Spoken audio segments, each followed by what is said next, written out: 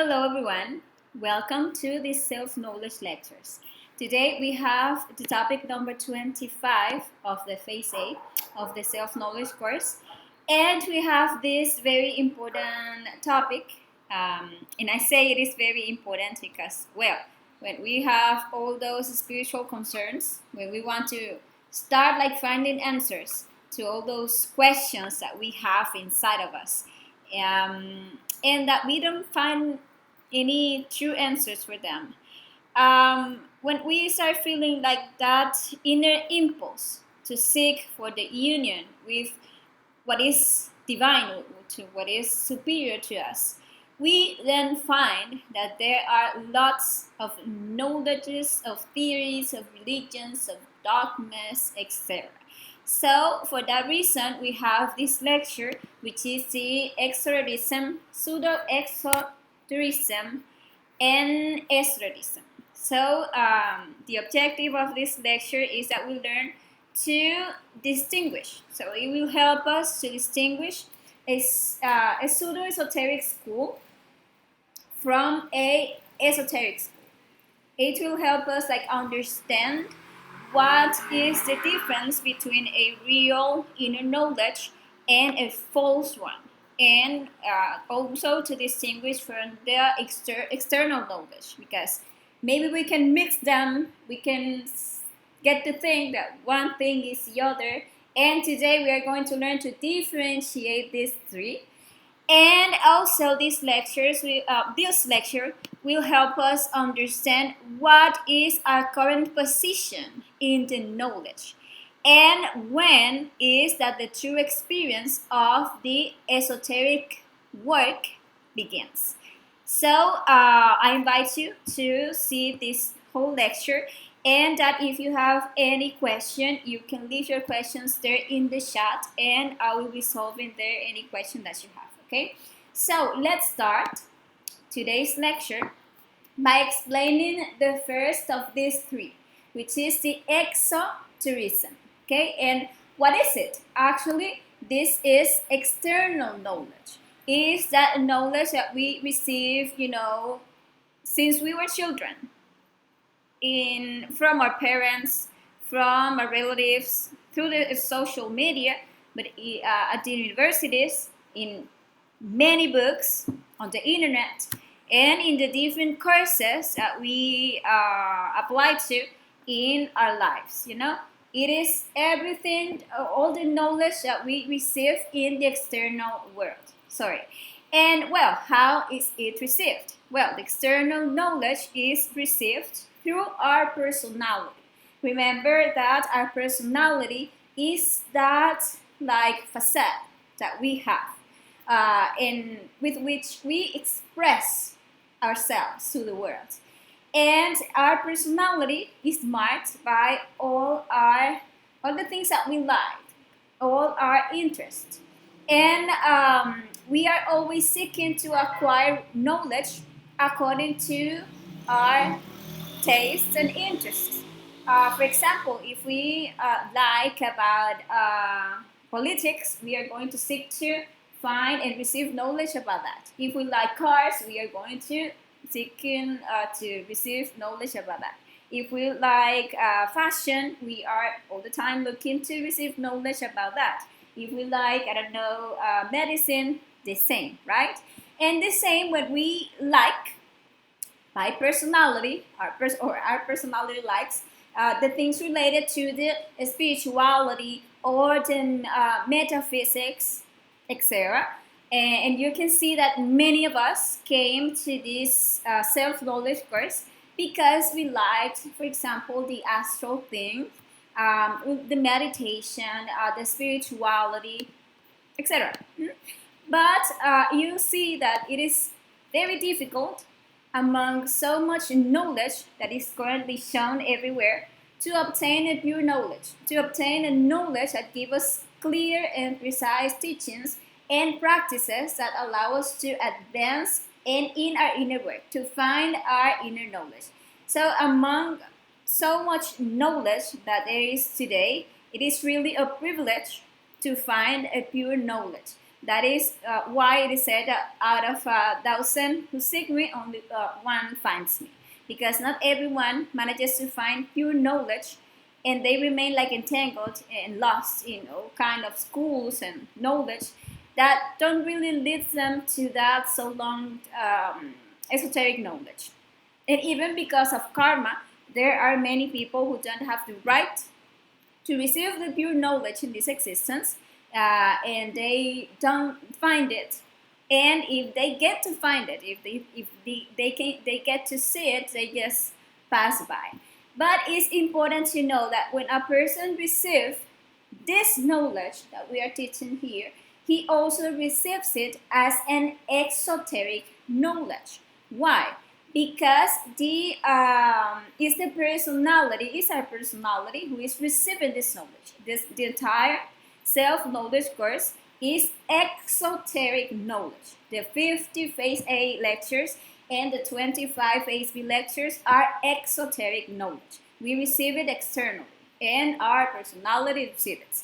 And if we don't put it into practice, it will remain as this, just as another theory, a very nice concept that sounds very logical, but nothing else. And that is why in the lecture of fanaticism and mythomania, we said that when a person receives the knowledge of the three factors for the consciousness revolution, two paths are opened. The one of the believer, which is the one that most people take, and the path of the practitioner. So the believer is the one that will take this information as that, just one more information to accumulate. So he will decide to believe in this because it like resonates with him, because it seems logical to him, because it like fits him, or because he finds it like interesting to talk about. But he will not make an effort to really put these teachings into practice, into verification. So the believer is the one that only accumulates knowledge. The believer just dedicates himself to believing and absorbing information from someone who seems wise or intelligent, or from someone who seems to be close to God. So, and as he is intellectual, then he reads many books on these topics, and he will all the time be seeking the opinion of this and of the other one. He will be like well documented about everything. He will speak very nicely about these subjects, but as he don't practice, he doesn't verify that by himself. So he never gets to make this teaching a real wisdom. He never gets to corroborate this information. And the other one, the practitioner, on the other hand, is the one that receives the knowledge and practices it. He doesn't believe. He goes and he checks. That is, he, for example, receives here the information about astral projection. What he does, he practices and practices until he proves it. So he goes and practice and unfold himself and go in the fifth dimension and make any research, and then he by himself know everything about astral projection. He learns about the psychological death. Okay, you can believe it or not believe it. The practitioner, what he does is that he puts the psychological death into practice. So he verifies his time, self-observing, asking for death, and is in the astral plane experiencing the death of each of his psychological defects, right? And he starts experiencing the changes within himself, the real changes. For example, he learns about meditation, about reflective meditation, and he goes and he makes his reflections. He gets his understandings, etc. Transcendental meditation, the same. He goes and he practices until he achieves that state of samadhi or illuminating void. That is the purpose for practicing the transcendental meditation.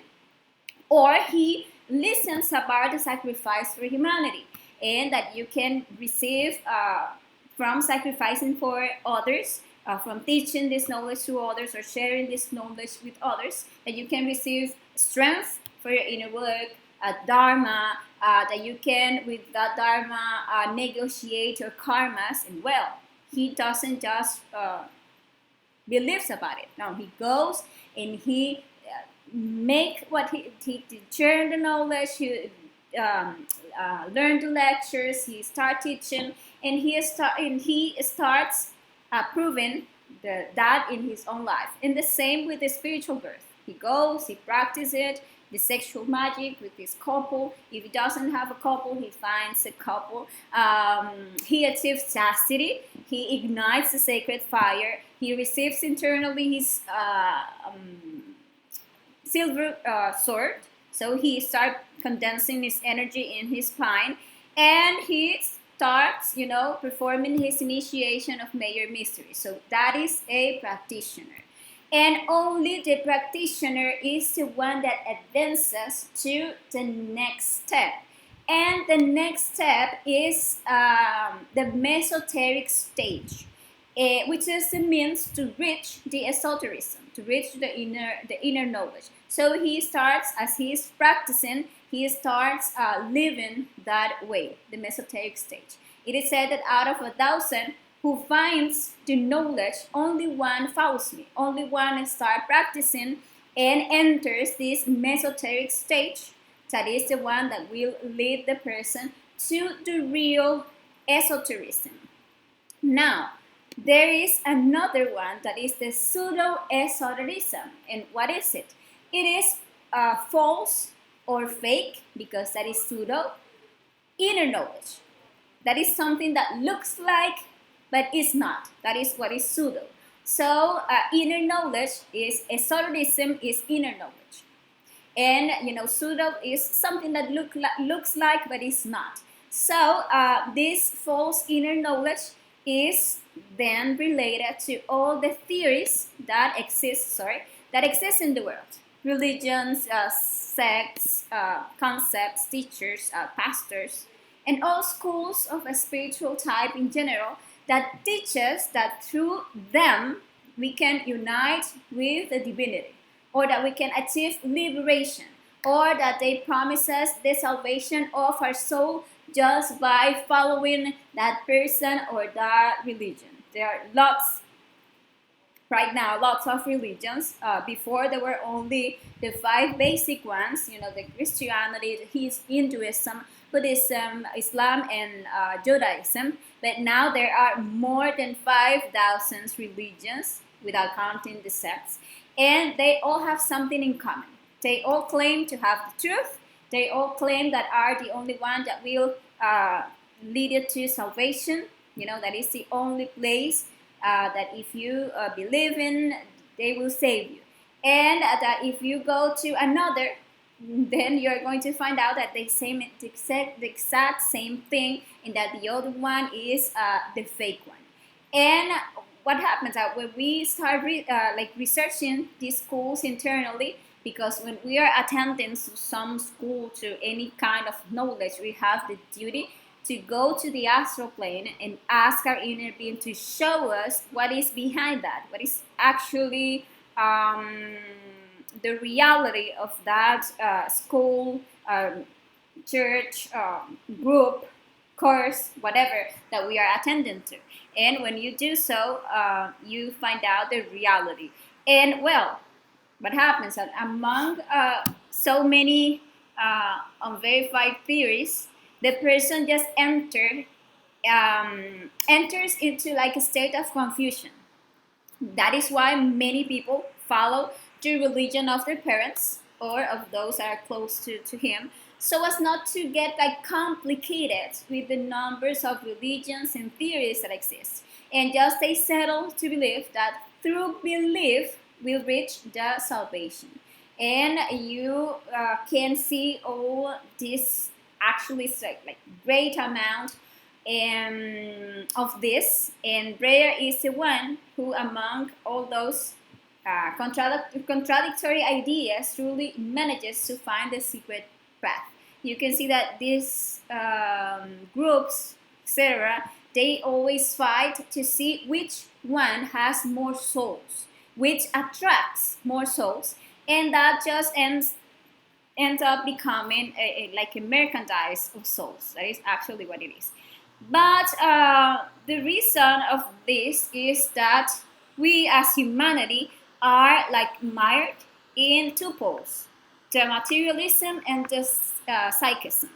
The materialism, because we are all the time pursuing for luxuries, for money, prestige, travel, cars, possessions, to have a good job, to have indulgence, and all of that. We all are following those things of the personality. But on the other side, or at the same time, we are seeking for this spiritualism. You know, that everyone now belongs to some spiritual current, to some sect, to some religion, to some kind of philosophy. And the two are like mixed, because you can see that people go to church, they pray to the divinity or the God that they believe in, or they do works with elementals or with entities. But for what? To ask for materialism. So you can see that the pseudo-esoteric churches or schools that attract most people are those that promise to their followers abundance and material things, material prosperity. That they say that if you give the tithe, then you will enjoy of material abundance, and people love that, and they go there, and there is that mix of the materialism and the psychism. And well, we need to start learning to recognize the pseudo-esoteric school, and they have like certain characteristics that we should consider, that we should take into account to get to differentiate when we are in front of a pseudo-esoteric school.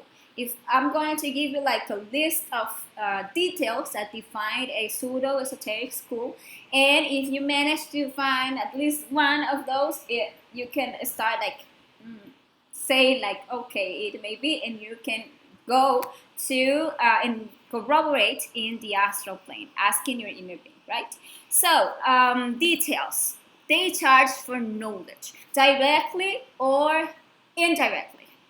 They sometimes ask you to give a quote every month, for example. Others, no, but they pressure you to give, your offering, to give you your tithe. But if you want, all the times they are talking about that. Many relate esotericism to the sale of perfumes, oils, talismans, candles, books, filters, minerals, beverages, ropes, etc. And well, they are not charging you directly for receiving the knowledge that they are giving you, but indirectly they are always selling you something, And actually, this has nothing to do with exotericism, and they just are cheating people who just don't know. And well, that is like the first detail, and it's a very important one. If you are being charged for the knowledge that you're receiving, you need to like check what is that. And another important detail is that they don't teach the 3 factors for the consciousness revolution. And if they do, they don't teach how. So they don't give the precise practices for the person to awaken his consciousness, to eliminate their ego. They don't teach the precise practice of the self-observation, of judging yourself, eliminating with the help of the part of love of your consciousness. They don't teach you the practice of the supersexuality. And if they do so, because there are many that they talk about it, but they don't teach how. They don't teach the exact practices and the procedures so you can get to transmute your sexual energy. Most of them, what they do is that they urge for the sacrifice for humanity, but only looking for people to join that church, to join that institution or that sect. But since they charge for what they teach, it is not a true sacrifice for humanity, because for it to be a sacrifice for humanity, it needs to be something selflessly, you know. And well, another point is that they end up teaching black tantrism because they don't teach to achieve the chastity. So actually, they teach sex, just achieving the fornication. They don't teach to the need to save our sexual energy, to start sending it inward and upward. We never spilling the sexual energy. Or on the other side, they teach to practice the celibacy, and that always leads us to the black tantrism.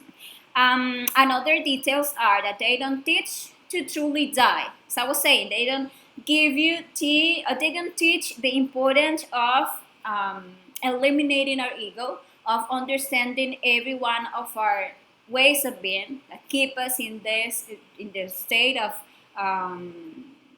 a sleeping consciousness that we have, in the sufferings that we have, in the low level of being that we are in. So they don't teach you how to truly die in ourselves, how to practice a psychological death.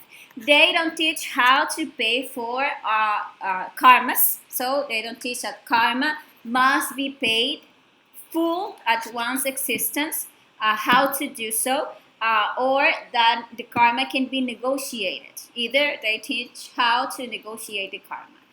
And for example, they don't really, it's not like important for them to really teach people how to get out from karma, because for example, many of them are healers, and if they are charging you for healing you for a disease that you have, or for selling you a certain medicine, they are not going to teach you how to pay for your karmas, how to transcend your karmas and every illness that you have, because then their business will be like affected. There you can see how, because of money, people end up like twisting the knowledge. And well, another thing is that they say that all roads lead to Rome. And with that, they are saying that it doesn't matter what church you are in, what belief you are professing. If you are a good people, you are going to get there. That is not true. If you don't really work on yourself, if you don't find the only path that is the interior path to reach divinity, actually you are going to be lost existence after existence. Well, another detail of the pseudo-esotericism is the intellectualism.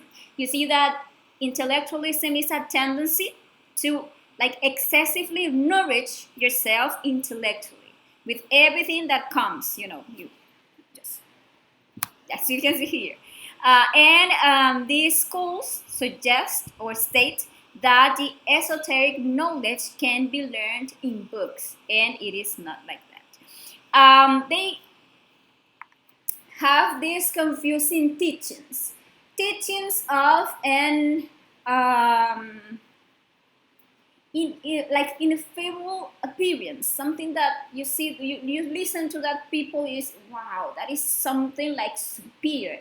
I don't really understand what they are talking about, because they seem to be like so high, but that sounds like, wow, good, and you are fascinated. But actually, when you get to see what you really learned and what you can what you can put into practice, you can realize that those teachings don't lead anywhere, that are actually teachings that confuse. And you see that they teach many things, many distracting elements that makes people to think that they are doing something, that they are actually going on with something, when actually they are not really working on themselves. And they developed the fanaticism and the mythomania. And well, in that lecture, the 23, we talked like a lot about that topic. And well, another detail, they tend to mix forces, to put this with that, and yes, you can do this, and you can pray to this one, but do this one too. And when one mixes forces, that original force is lost, and a third force arises, and that third force is always destructive. And they can also teach practices of the Black Lodge, like seeking to awakening powers or faculties without eliminating the ego by mentalizing, for example, and to handle candles, cards, crystals, pendulums. They teach the parapsychology, the spiritism, the mediumship, the witchcraft, and the manipulation of elementals, for example. There you find the sale of essences, of all those things. And they also teach and practice different forms of healing, but without having a permission from the divine law. You see that every illness is karmic. And when someone comes and heal you without having the permission of the divine law, what they are doing is that they are linking you energetically to the entity that are giving them the power to do so. And that is something like very dangerous. And well, another thing is that they don't teach that self-realization must be sought and that it must be achieved in a single existence. So many teach that you can like postpone the inner work, and it is not like that, because if you tend to all the time postpone the inner work or to complete your inner path into next existence, by law of recurrence, you go to a new existence and you end up like committing the same mistakes, and the ego is going to make you take that same decision in the next existence. And what happens that all this results in little by little losing the confidence in one's own being, and ending up trusting in all those foreign elements. And well, this is important. The main difference between a white magician and a black magician is the quality of his knowledge. So for that reason, I was telling you that it's important that we start reflecting a lot in what we are receiving, in what we are accepting, in what we are learning, to really like wait if that is something like useful to us, and to start researching in the astral plane, to trust our inner being, to ask him to show us the reality. If we are not sure about someone, go to the astral, look for that person, see if that person has a sword in his right hand, if he's actually a master of the White Lodge, or if at least is an initiate of the White Lodge. Yeah. And something like important to take into account is that when we read the book of a black magician, even if we don't know that that person is a black magician, we are invoking him.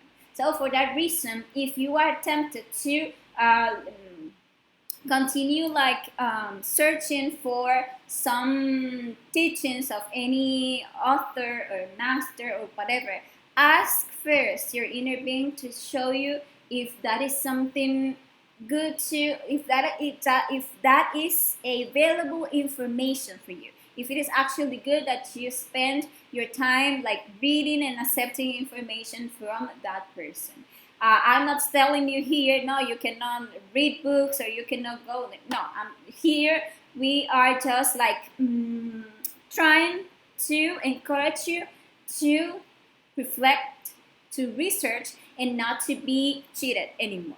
Okay. So, and also, well, me and all these lectures, it's important that you get to the same, corroborate in the internal world with your inner being, if this information, this knowledge that you are receiving here is actually something that is going to take you to, if you practice it, to reach your inner knowledge, okay?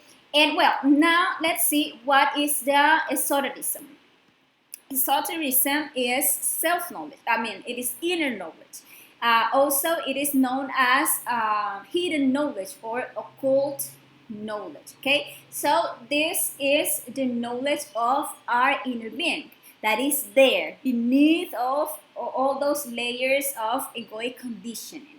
It is the inner knowledge that we are going to start finding when we start working on ourselves. And how is the esotericism received? It is received in the inner worlds, and it is received by our consciousness, because this knowledge is for our consciousness. It is not possible to get the inner knowledge or the esotericism in any external place, in any manual of conduct, in any book, or in any school from the outside world. This knowledge, the esotericism, is received in the inner world. See? So, how are you going to receive it? Well, we are going to talk about that now. But the true esotericism seeks to achieve the self-knowledge, the knowledge of oneself. And because the esotericism only can be found where? Inside of us, in our inner world. But if we don't know ourselves, if we don't know how to go deep inside us to search for the knowledge of our inner being, then we are going to spend our whole lives looking for external knowledge or guidance. Okay, so what is the esotericism looking for? Well, it's looking for achieving the self-knowledge, achieving the self-realization of our being. That is the only purpose of or the only goal of the inner knowledge. And how is it achieved? How are we going to get to find our inner knowledge? Well, the three factors for the consciousness revolution. Those are the only three objective works that we can do to achieve our inner knowledge. To practice the psychological death, the elimination of the ego, to practice, and with the psychological death, which is to die, we are going to free all of the essences that are currently trapped within the ego. And these essences, when they are free, they come with that wisdom and with that light and with that fire that is our consciousness. And with the factor which is to be born, or the spiritual birth, we are going to start merging those essences in our spine, in that stairway to heaven that we all have in there, which is our spinal column, and the sacrifice for humanity that will give us the merits of the heart to ascend to the superior worlds, to the superior dimensions. For what? To achieve that inner knowledge. And to the extent that we are liberating consciousness, each spark liberated comes and receives the knowledge according to his vocation. And all of that we are going to be receiving in the inner world. Actually, in the astral plane, mental plane, causal plane, buddhic plane, atmic plane, there you are going to start receiving, when you start practicing, the inner knowledge. What is important that we know is that when we receive that esoteric knowledge as a closed book internally, it is because it's a knowledge that only belongs to us and our inner being.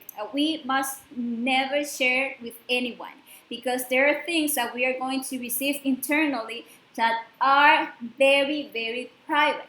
That, for example, you know about an initiation. You know that you already ignite the sacred fire, or that you already achieved certain initiation. Many actually things related to your advances, and to the things that are just, between you and your being, that can never be revealed in the exterior world. Many times I can show you when they are giving you this information, a closed book, or they can tell you that information in your ears, like a secret, or they can tell you that information through a cell phone in the astral plane. That way, you know that it's something, very private. It cannot be revealed in the exterior world.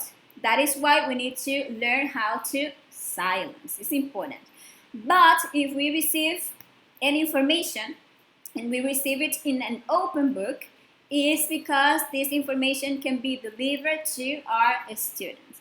Actually, each being has its own knowledge. That is why we need to find our own inner knowledge. And to the extent that the consciousness is awakening and that start entering in harmony with the nature and the universe, we are going to start receiving the wisdom that we had long ago and that we just lost. And the practitioner is the one that comes to verify all this, is the one that is going to past that mesoteric stage that we were talking about, is the one that we work with the three factors and the different practices that he learned. He is going to start doing his initiations of major mysteries until finishing the first mountain of initiation.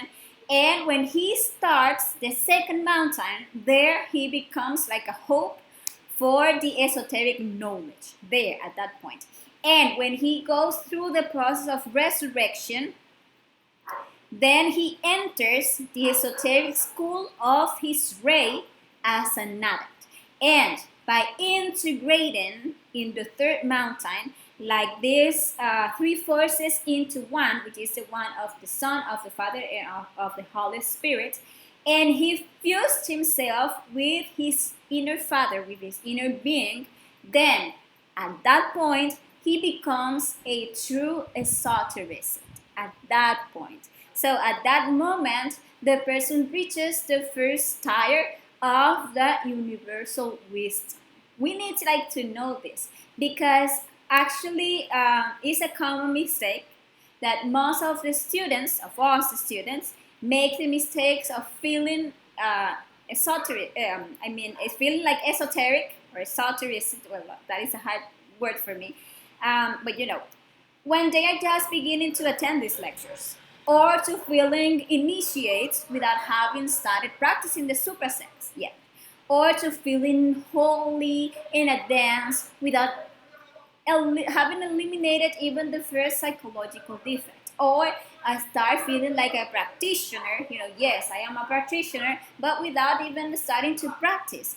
And all of this because of that false feeling of the self, because of that self-sympathy that make us all the time think that we are good, that we are doing good, that we are advanced. And actually, if we go through that path, we are going to be stagnated. The important thing here is to be humble, to understand that we have a hard path to travel, that we have a lot of work to do, and encourage ourselves to start doing that work, to become a practitioner, to really enter the mesoteric stage, to get to find that inner knowledge, to get to enter the path that will leads us to start receiving the esoteric knowledge that we are going to receive in our internal worlds. And well, as I was saying, to the extent that the consciousness awakens, we are going to be receiving all that wisdom that our being has, and that is there, and that we just need to start doing this work to start receiving it. And this is today's lecture. This is the information that I have for you today, and I think it's something very, very important. And as I was saying, if you have any question, please leave it in the chat, in the comments, or you can text me in the messenger, and I will be gladly solving any question that you have. Okay? And I want to invite you to our next lecture, Phase A lecture, that will be next Wednesday, where we are going to be talking about the world of relationships, which is a very interesting lecture in which we are going to learn how to improve the relationship that we have with our physical body, with our environment, and with everyone, but most importantly, with our inner being, thus achieving true happiness. Well, that is the invitation, and this has been all for today. Thank you to all of you who are attending these lectures, and well, see you the next time. Ciao, ciao.